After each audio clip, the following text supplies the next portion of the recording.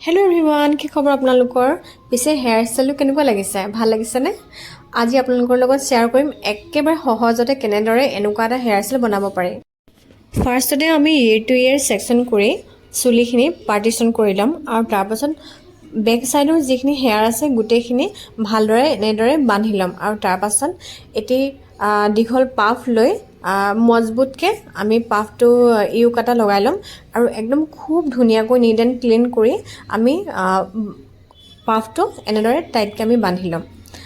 Hair style কৰাৰ সময়ত সদায় মন কৰিব লাগে যাতে চুলিখিনি কেতিয়াও বেয়া হৈ নাথাকে আৰু সদায় যাতে নিট এণ্ড ক্লিন হৈ থাকে।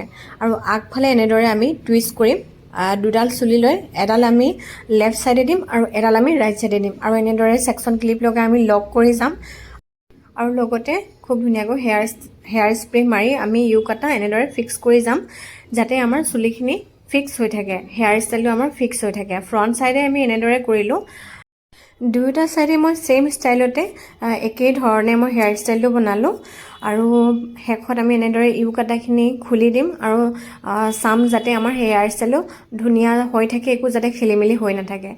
ভিডিঅ'টো যদি ভাল লাগিছে আৰু হেয়াৰ ষ্টাইলটো যদি ভাল লাগিছে লাইক কমেণ্ট কৰিব নাপাহৰিব, মোৰ চেনেলটো ছাবস্ক্ৰাইব কৰি দিব নাপাহৰিব আৰু মোৰ ফেচবুক পেজটো ফ'ল' কৰি দিব নাপাহৰিব। শেষত গোটেই চুলিখিনি বেক চাইডে কাৰ্ল কৰি জাষ্ট টুইষ্ট কৰি মই এনে ইউ কাটা লগাই দিম আৰু এয়া আছিল ফাইনেল লুক। কেনেকুৱা লাগিছে? ভাল লাগিছেনে? নিউ ইয়েৰ আহি আছে, খুব ধুনীয়া ডিছকাউণ্ট লৈ আহিম ষ্টুডেণ্টসকলৰ বাবে। যদি কোনোবাই জানিবলৈ ইচ্ছা কৰে তেতিয়াহ'লে DM বক্সত DM কৰিব নাপাহৰিব। আজিলৈ ভিডিঅ'টো ইমানেই আছিলে, ধন্যবাদ।